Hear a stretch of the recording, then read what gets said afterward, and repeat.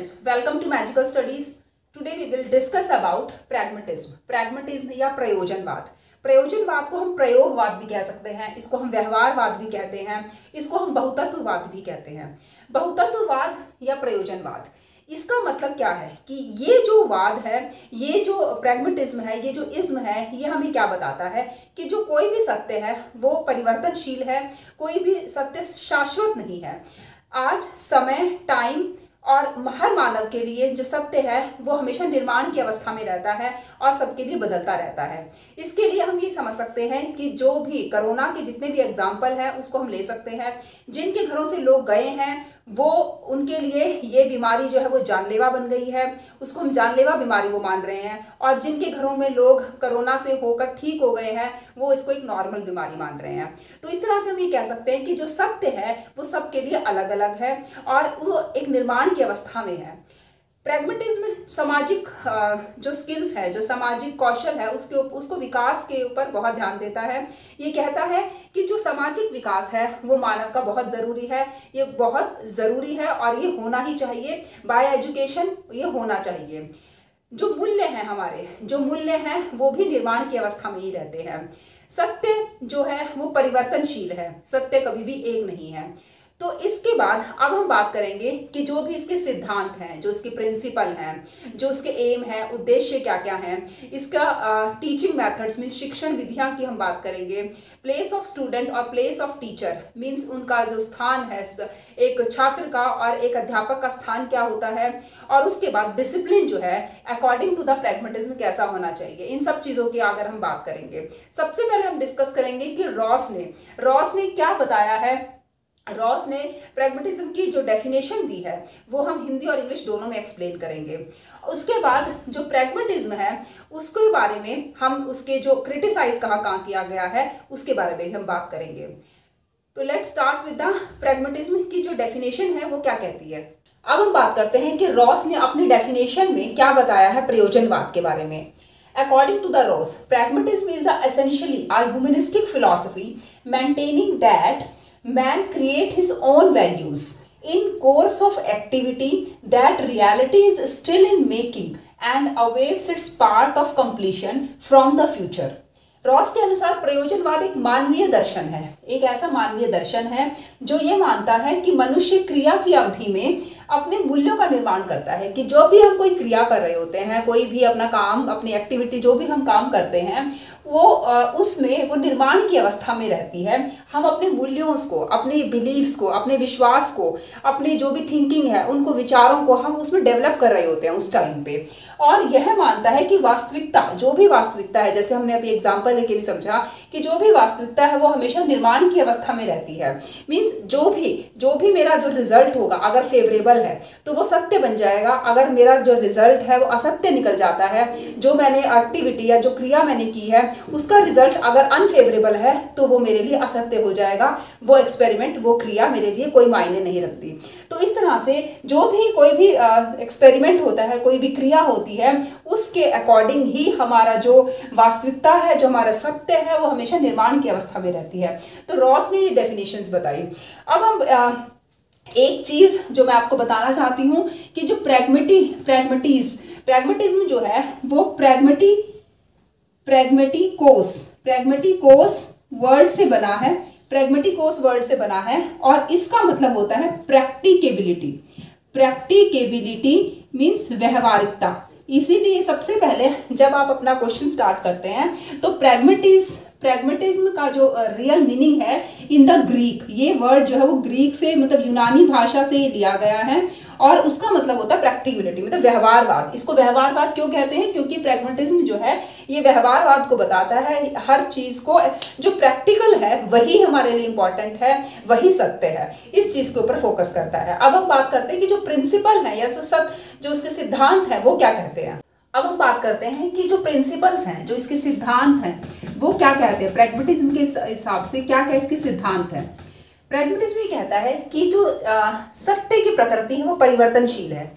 Means changing nature of truth. Changing nature of truth means जैसे पहले हमारे विश्व में ये था कि हम इंडस्ट्रियलाइजेशन को बहुत ज़्यादा बढ़ा दें, अपनी अपनी अपनी कंट्रीज़ को बहुत ज़्यादा डेवलप कर लें। तो हमने बहुत सारी इंडस्ट्रीज़ लगाई।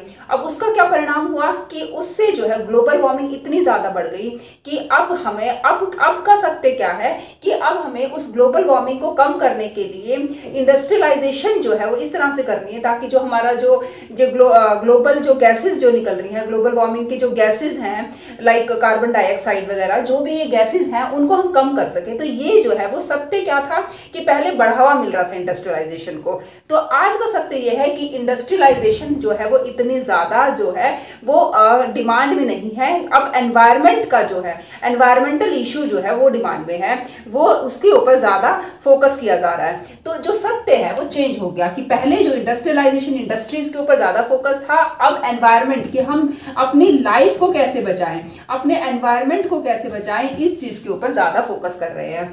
दूसरा है truth is the formed by the result, means जो सत्य है वो परिणाम से निर्धारित होता है। सत्य जो भी है वो परिणाम के बाद ही बनता है। जैसे हमने अभी एक एग्जांपल लिया कि कोविड को कुछ लोगों ने एक जानलेवा बीमारी माना है और कुछ लोगों ने उसको कॉमन कोल्ड की तरह लिया है। तो जैसे उसका परिणाम थे, जैसे उसके रिजल्ट थे, उसी हिसाब से उसको एक ट्रूथ मतलब वो ही सत्य जो है लोगों के लिए बन गया है। तीसरा example emphasis on the principle of utility, means जो भी हमारी उपयोगी वस्तुएं हैं वही सत्य है। पहले हम जो कुएं थे या हैंडपंप थे वो हमारे लिए बहुत उपयोगी थे, तो वो सत्य थे, वो उनकी जो ज़रूरत थी वो बहुत ज़्यादा थी। आजकल हम जो टैप्स यूज़ कर रहे हैं, आरओ का जो पूरा सिस्टम है, आरओ वाला जो सिस्टम यूज़ कर रहे हैं, वाटर की फिल्ट्रेशन कर रहे हैं, तो वो चीज़ें ज़्यादा इंपॉर्टेंट है। तो जो भी हमारे लिए उपयोगी चीज़ें हैं, जो उपयोगी साधन है, वो हमारे लिए बहुत इंपॉर्टेंट है। फोर्थ पॉइंट कि faith in the flexibility, pragmatism क्या कहता है, प्रयोजनवाद ये बताता है कि हमें लचीलेपन में ज़्यादा विश्वास करना है। लचीलापन जैसे हमारा जो एजुकेशन में जो हमारा पाठ्यक्रम है वो इस तरह से होना चाहिए कि रिजिड नहीं होना चाहिए, और वो अब फॉलो भी किया जा रहा है। जो एजुकेशन पॉलिसी जो 2020 की जो एजुकेशन पॉलिसी आई है उसमें भी मल्टी डिसिप्लिनरी करिकुलम की बात की गई है कि कोई भी रिजिड डिसिप्लिन नहीं होगा कि साइंस वालों को सिर्फ साइंस के सब्जेक्ट ही पढ़ने हैं, कॉमर्स वालों को कॉमर्स के पढ़ने हैं और आर्ट्स वालों को आर्ट्स के पढ़ने हैं। अब कुछ मिला जुला कॉम्बिनेशन निकालने की कोशिश कर रहे हैं, उसको मल्टी डिसिप्लिनरी मतलब जो फ्लेक्सिबिलिटी की जो प्रयोजनवाद ने जो बात की थी वो अब 2020 की जो एजुकेशन पॉलिसी आई है उसमें भी देखने को मिल रही है। उसके बाद हम बात करते हैं action is primary and the knowledge is secondary, कि जो भी एक्शन है, जो क्रियाएं हैं वो प्राथमिक हैं और जो ज्ञान है वो गौण है। कि मीन्स वो कहते हैं कि जो भी बच्चा काम कर रहा है दैट इज वेरी इंपॉर्टेंट, कि वो किसी ना किसी काम में तो लगा हुआ है, उसके बाद उसको क्या ज्ञान मिला या नहीं मिला उसको वो इंपॉर्टेंस नहीं देते हैं। अगर एक बच्चा अपनी बुक खोल के बैठा है, अपनी कॉपी खोल के बैठा है, तो समथिंग अगर वो कुछ पढ़ नहीं रहा, समथिंग को ड्राइंग ही बना रहा है, तो एटलीस्ट कुछ क्रिएटिविटी तो वो कर रहा है। क्योंकि यहाँ पे जो प्रयोजनवाद है, व्यवहारवाद है, वो रचनात्मक कार्यों पे ज्यादा फोकस करते हैं कि अगर जो चीजें हम उसको रोड मेमोराइजेशन करवा रहे हैं उसके अलावा अगर वो कुछ और क्रिएटिव वर्क कर रहा है that is most important. But ये पॉइंट कई बार क्रिटिसाइज भी किया गया है। उसमें ये बताया गया है कि जो यहाँ पे कुछ बच्चे जो है वो जैसे हम कहते हैं कि अगर कॉन्वर्सेशन कर रहे हो, अगर उस कॉन्वर्सेशन में अब्यूजिंग हो रही है तो वो डिस्ट्रक्टिव हो गया, मीन्स कुछ कंस्ट्रक्टिव वर्क ना करके उन्होंने डिस्ट्रक्टिव वर्क किया। तो इसी तरह से ये जो पॉइंट है ये क्रिटिसाइज भी किया जाता है। फिफ्थ पॉइंट, इसको क्रिटिसिज्म में भी हम देखेंगे दोबारा। उसके बाद opposition of the custom and tradition, this is also criticised, कि पहले हम समझेंगे कि opposition of custom and tradition, कि जो भी पुरानी परंपराएं थी, जो ट्रेडिशन है वो उसको नहीं मानता है। पहले हम ये माना जाता था क्योंकि जैसे औरतों को पहले सिर्फ ये कहा जाता है कि शादी के बाद उन्हें सिर्फ चार दीवारी के अंदर ही बंद रहना है, उनको एक पर्दे में रहना है। बट आज का सत्य क्या है, आज हर औरत पुरुषों के साथ कंधे से कंधा मिला के काम कर रही है और जो भी अपनी सारी जो परंपराएं हैं वो सब उनकी खत्म हो गई है। तो जो सत्य है वो चेंज हो गया है। तो प्रैग्मेटिज्म जो है वो सत्य को कभी भी शाश्वत नहीं मानता, वो परिवर्तनशील मानता है। तो प्रैग्मेटिज्म या प्रयोजनवाद की हम बात करते हैं तो ये प्रिंसिपल जो है उसके ये निकल के आते हैं। आप इनको इसी तरह से एग्जाम्पल के साथ जब आप अपने क्वेश्चन में एक्सप्लेन करेंगे तो that will give you precise in your question. Aim of education जो है अकॉर्डिंग टू द प्रैग्मेटिज्म क्या होने चाहिए, एम ऑफ एजुकेशन मीन्स कि इसके उद्देश्य जो है वो क्या है प्रयोजनवाद के। प्रयोजनवाद जो कहता है कि क्रिएशन ऑफ न्यू वैल्यूज, कि हमें अपनी जो वैल्यूज हैं, अपने मूल्य, आदर्श, अपने बिलीव्स, अपने विश्वास खुद हमें स्थापित करने हैं। जो जो हमारी नीड्स हैं, अकॉर्डिंग टू द नीड्स जो है हमें अपने वैल्यूज बनाने हैं। सुपरस्टिशन नहीं बनना, सुपरस्टिशियस नहीं बनना, सुपरस्टिशंस पे विश्वास नहीं करना, जो अंधविश्वास है उसको हमें फॉलो नहीं करना। तो इसीलिए ये ज़रूरी है कि हम जो है वो अपनी नई वैल्यूज़ जो है, पुरानी स्थापित वैल्यूज़ ना फॉलो करके हम नई वैल्यूज़ भी क्रिएट कर सकें। तो ये उस चीज़ के ऊपर फोकस करते हैं। सेकंड पॉइंट ये है कि टू फुलफिल द डिज़ायर्स, जो हमें ऐसी वैल्यूज़ हमें स्थापित करनी है या ऐसी वैल्यूज़ बनानी है कि जिनसे हम अपनी इच्छाओं की पूर्ति भी कर सकें। अगर हमारे कोई ऐसी वैल्यू है जिससे हम अपने काम को नहीं कर पा रहे हैं, किसी काम को करने से हमें रोक रहा है, तो ऐसी वैल्यूज़ का कोई फ़ायदा नहीं है। जो हमें अपनी इच्छाओं की पूर्ति करवा सके वही वैल्यूज़ हमें फॉलो करनी है। थर्ड पॉइंट ये कहता है कि तो प्यूपिल ग्रोथ मीन्स छात्रों का विकास कैसे करना है।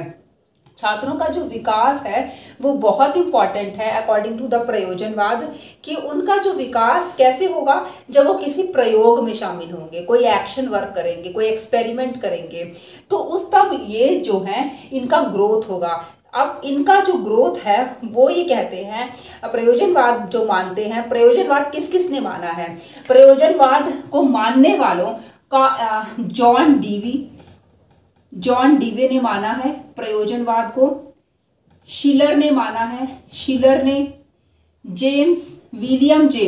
विलियम जेम्स ने भी बहुत ज़्यादा इसको फॉलो किया है या इसको एक नई पहचान दी है प्रैग्मेटिज्म को। जॉन डीवे और विलियम जेम्स ने बहुत ज़्यादा पहचान दी है। तो ये तीनों नाम जो हैं, आप किलपैट्रिक ने भी माना है, ठीक है। तो ये 2-3 नाम जो हैं कि कौन कौन प्रयोजनवाद को मानने वाले हैं, ये भी आपको साथ साथ पता होनी चाहिए। उसके बाद हम बात कर रहे थे कि प्यूपिल की जो ग्रोथ है, वो कहते हैं कि जो भी हम एक्सपेरिमेंट जो कर रहे हैं, जो भी कोई एक्शन वर्क हम एक्टिविटी जब करते हैं, तब वो एक्टिविटी कंस्ट्रक्टिव हो, डिस्ट्रक्टिव हो। मीन्स वो बच्चा कुछ भी काम करेगा तो उसमें इन्वॉल्व होना उसका बहुत ज़रूरी है, ना कि ये देखना कि वो गलत काम कर रहा है कि सही काम देखना। तो उसमें जो है वो जो भी एक्टिविटी करेगा कुछ ना कुछ उसे ज़रूर सीखेगा, तो वो उस चीज़ के ऊपर फोकस करते हैं और उसी से जो है वो छात्रों का विकास भी होगा।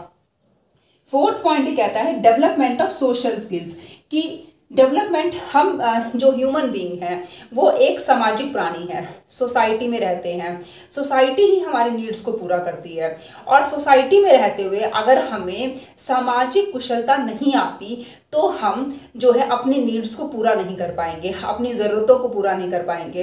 अगर हम दुख के समय पे दुख कैसे जाहिर करना है, खुशी के टाइम पे खुशी जाहिर नहीं करनी आती, तो ऐसा जो इंसान है वो सामाजिक कुशलता को नहीं समझता, सामाजिक कुशलता को नहीं जान पाता और वो पिछड़ापन, अकेलेपन में लोनलीनेस फील करने लगता है। तो ऐसा जो छात्र है या ऐसा जो बच्चा है उसकी जो ग्रोथ है वो भी नहीं हो पाएगी। तो सबसे इंपॉर्टेंट जो चीज़ बताई है प्रैग्मेटिज्म ने, प्रयोजनवाद ने क्या बताया है कि सोशल डेवलपमेंट होना भी बहुत ज़रूरी है, एक्टिविटीज़ में शामिल होना बहुत ज़रूरी है, नई नई वैल्यूज़ को शामिल करना, नई नई वैल्यूज़ पे हम काम करते रहें, उनको क्रिएट करते रहें, ये बहुत ज़रूरी है। फिफ्थ पॉइंट है कि focus on the interest and attitudes, हमें ऐसा नहीं करना कि एक जो प्लान्ड हमारा जो करिकुलम है या प्लान्ड जो पाठ्यक्रम है वो बच्चों को सिखाया जाए।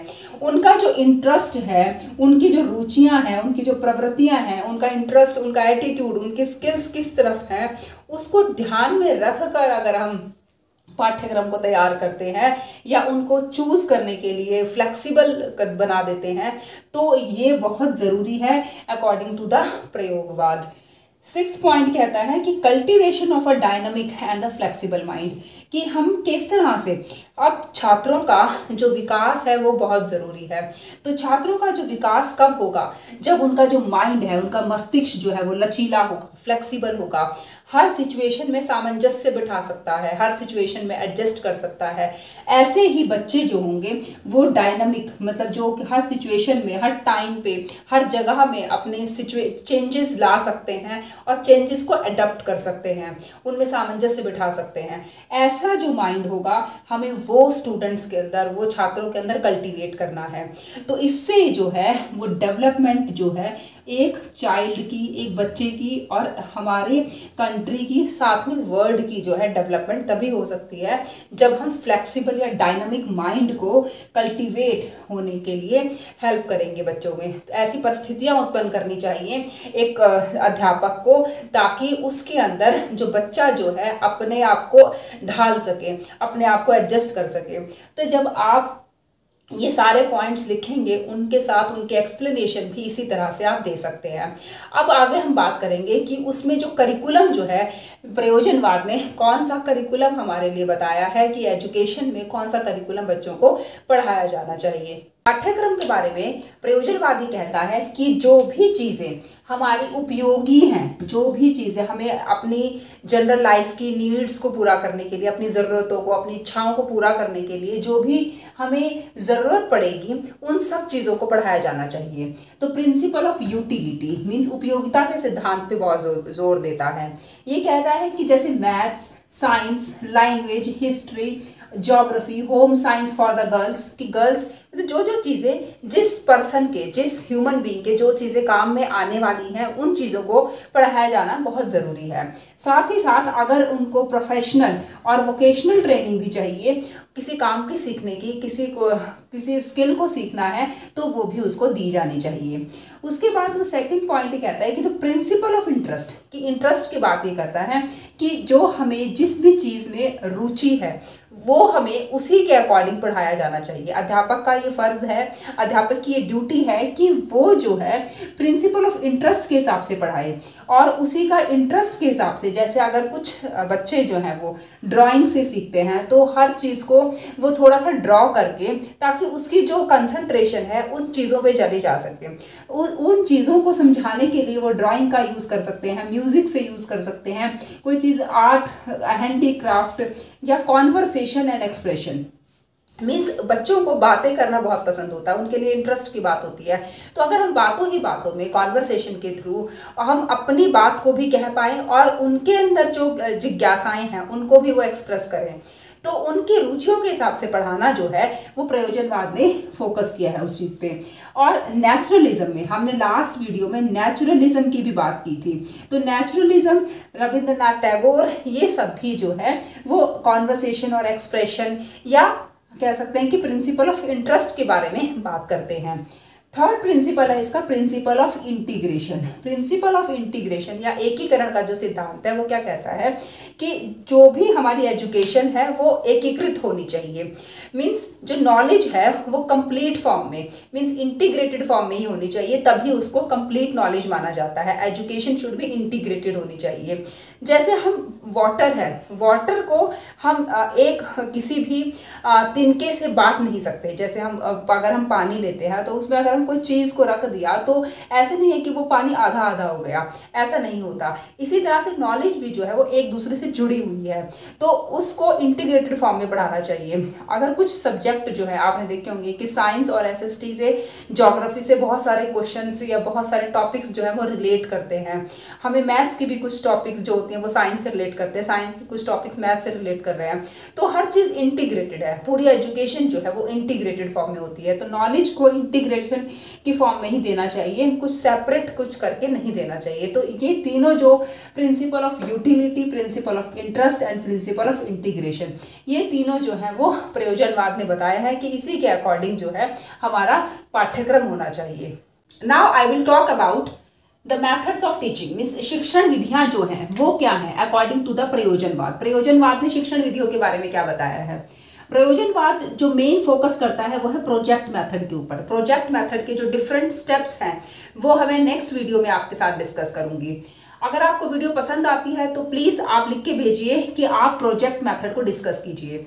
तो प्रोजेक्ट मेथड को मैं आगे कभी डिस्कस करूंगी। अगर आपका डिमांड हुई, अगर आपको ये वीडियो पसंद आती है तो प्लीज़ मुझे आप कमेंट बॉक्स में ज़रूर बताइएगा। Learning by the experiment. Learning by experiment means प्रयोग विधि द्वारा। यहाँ पे ये कहता है कि जो लर्निंग बाय एक्सपेरिमेंट जो है, प्रयोग विधि द्वारा बच्चों को सिखाया जाना चाहिए। सिर्फ थ्योरी मेथड से ही नहीं उनको सिखाना चाहिए, कुछ एक्सपेरिमेंट करके, कुछ फील्ड वर्क से उन बच्चों को कुछ सिखाया जाना चाहिए। तो एक्सपेरिमेंट के ऊपर फोकस करते हैं। Learning by the doing means कुछ करके सीखना, खुद कुछ बनाओ, कुछ काम करो और फिर उससे कुछ सीखना जो है, तो लर्निंग बाय डूइंग ये फोकस करती है। Place of teacher. Place of teacher जो है वो प्रयोजनवाद के हिसाब से क्या है, प्लेस ऑफ टीचर जो है वो एक गाइड की तरह है, कि एक गाइड की तरह उसको हम काम करें और एक फ्रेंड की तरह उसको हम समझाएं हर चीज़ को। और उसका जो प्लेस है वो सेकेंडरी है, वो उसका प्लेस जो है वो अध्यापक का जो प्लेस है वो सेकेंडरी है। बट जो प्लेस ऑफ स्टूडेंट मीन्स छात्र का जो स्थान है वो प्राइमरी स्थान है, इंपॉर्टेंट है, वेरी इंपॉर्टेंट प्लेस है। सेंटर प्लेस हम इसको कह सकते हैं कि बहुत ही केंद्र में है, ये केंद्र स्थान जो है वो एक छात्र का है। और अनुशासन जो है, अनुशासन कैसा होना चाहिए, यहाँ पे सोशल डिसिप्लिन की बात की है। सोशल डिसिप्लिन, अगर हमारी सोसाइटी में डिसिप्लिन है तो बच्चा जो है वो अपने आप अनुशासित हो जाता है। इट मीन्स कि अगर अनुशासन जो है बच्चों को सिखाने की ज़रूरत नहीं है, उनको दंड देने की ज़रूरत नहीं है। अगर समाज में अगर एक बच्चा अनुशासित है तो उसको देख देख के बाकी सारे बच्चे अनुशासित हो जाएंगे। तो इस तरह का अनुशासन वो जो है वो फोकस करते हैं। प्रयोजनवाद वाले जो है इस तरफ से फोकस करते हैं। तो आज हमने डिस्कस किया है प्रैग्मेटिज्म मीन्स प्रयोजनवाद के बारे में। आदर्शवाद और प्रकृतिवाद के बारे में हम पहले डिस्कस कर चुके हैं। अगर आपको ये वीडियो पसंद आई हो तो वीडियो को लाइक, शेयर और सब्सक्राइब कर दीजिएगा और कमेंट बॉक्स में कमेंट लिखना बिल्कुल मत भूलिएगा। धन्यवाद।